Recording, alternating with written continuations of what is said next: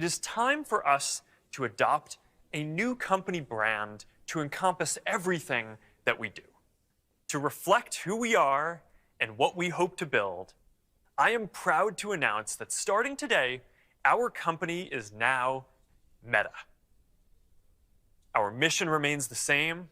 It's still about bringing people together. Our apps and their brands, they're not changing either. And we are still the company that designs technology around people. Hey, and welcome to Connect. Today, we're going to talk about the Metaverse, starting with the most important experience of all, connecting with people.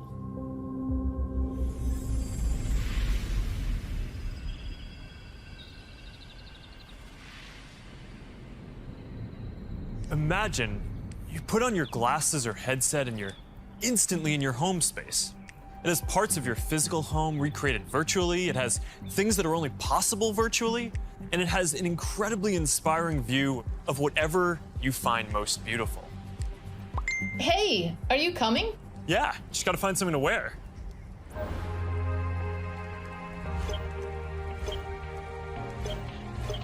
All right, perfect. Boy. Oh, hey, Mark. Hey, what's going on? Hey, Mark. Hi, Mark. What's up, Mark? Whoa, we're floating in space? Who made this place? It's awesome. Right? It's from a creator I met in LA. This place is amazing. Boz, is that you? Of course it's me. You know I had to be the robot, man. I thought I was supposed to be the robot. Whoa. I knew you were bluffing. Hey, wait. Where is Naomi? Let's call her. Naomi. Hey, should we deal you in? Hey, sorry I'm running late, but you've got to see what we're checking out. There's an artist going around Soho hiding AR pieces for people to find. 3D street art? That's cool. Send that link over so we can all look at it. This is stunning. Okay, that is something. That's awesome. I love the movement. Wait, it's disappearing. This is amazing. Hold on, I'll tip the artist and they'll extend it. Wow, brilliant. Privacy and safety need to be built into the metaverse from day one. You'll get to decide when you want to be with other people, when you want to block someone from appearing in your space, or when you want to take a break and teleport to a private bubble to be alone. You're going to be able to bring things from the physical world into the metaverse. Almost any type of media that can be represented digitally, photos, videos, art, music, movies, books, games, you name it. And lots of things that are physical today, like screens, will just be able to be holograms in the future. You won't need a physical TV, it'll just be a $1 hologram from some high school kid halfway across the world. And you'll be able to take your items and project them into the physical world as holograms in augmented reality too.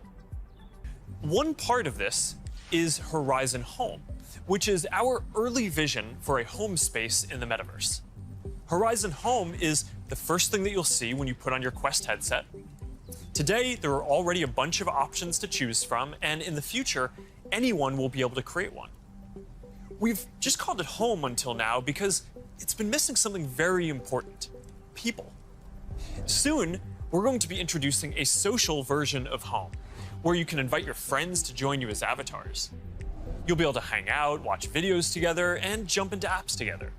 Then, there is Horizon Worlds, which is where you can build worlds and jump into them with people. Horizon is designed to make it possible for everyone to create, and we're already seeing people build some really interesting experiences, from creating new games together to throwing surprise parties in VR that family and friends around the world can join. Over the last year and a half, a lot of us who work in offices have gone remote. And while I miss seeing the people I work with, I think remote work is here to stay for a lot of people. So we're going to need better tools to work together. Let's take a look at what working in the metaverse will be like. Imagine if you could be at the office without the commute. You would still have that sense of presence, shared physical space, those chance interactions that make your day all accessible from anywhere. Now imagine that you have your perfect work setup and you can actually do more than you could in your regular work setup. And on top of all that, you can keep wearing your favorite sweatpants.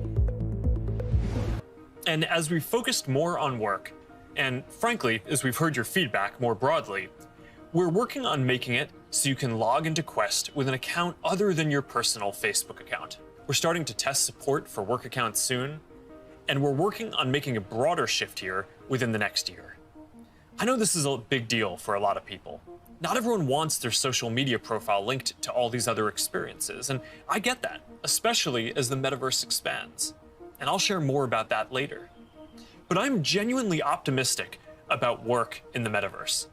We know from the last couple of years that a lot of people can effectively work from anywhere. But hybrid is going to be a lot more complex, when some people are together and others are still remote.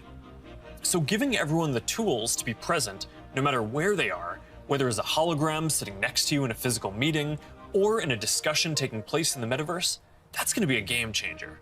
I think this could be very positive for our society and economy. Giving people access to jobs in more places, no matter where they live, will be a big deal for spreading opportunity to more people. Dropping our daily commutes will mean less time stuck in traffic and more time doing things that matter. And it'll be good for the environment.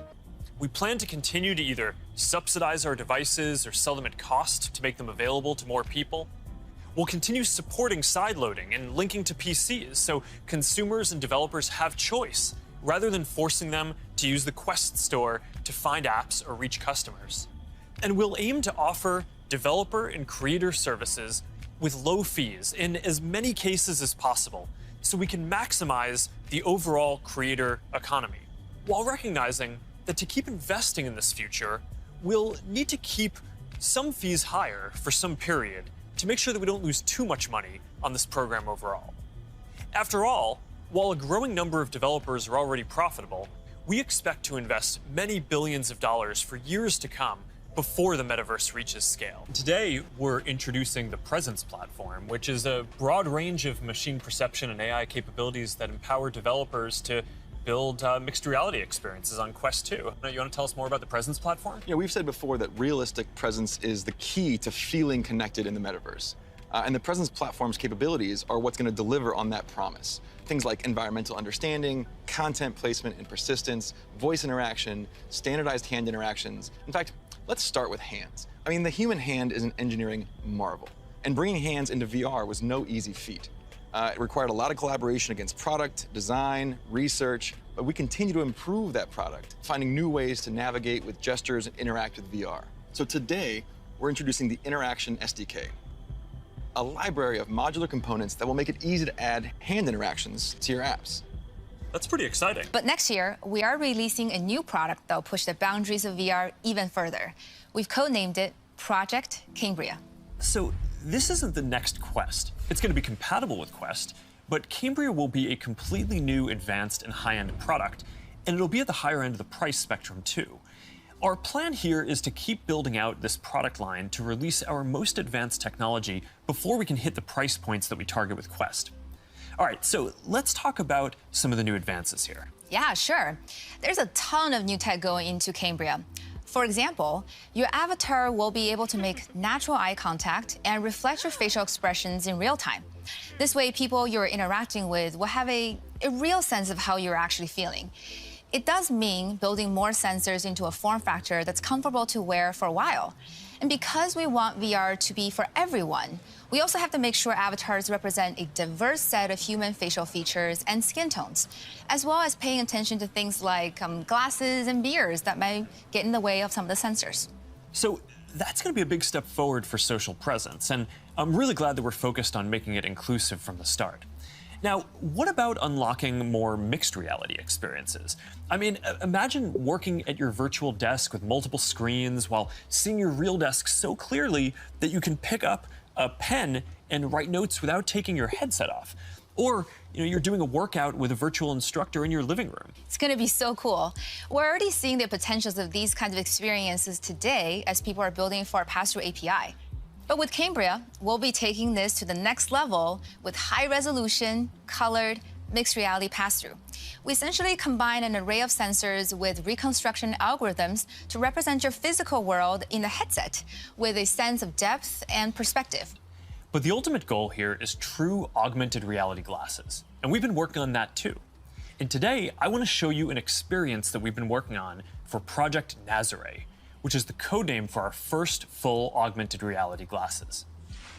Here, you'll see you're chatting with friends on WhatsApp and planning a game night. You can select a game, and then, as you walk over to your kitchen, you can easily just put your game onto the table and you're off. And that's the kind of experience that augmented reality will unlock. There's a lot of technical work to get this form factor and experience right. We have to fit hologram displays, projectors, batteries, radios, custom silicon chips, cameras, speakers, sensors to map the world around you, and more into glasses that are about 5 millimeters thick. So we still have a ways to go with Nazare, but we are making good progress.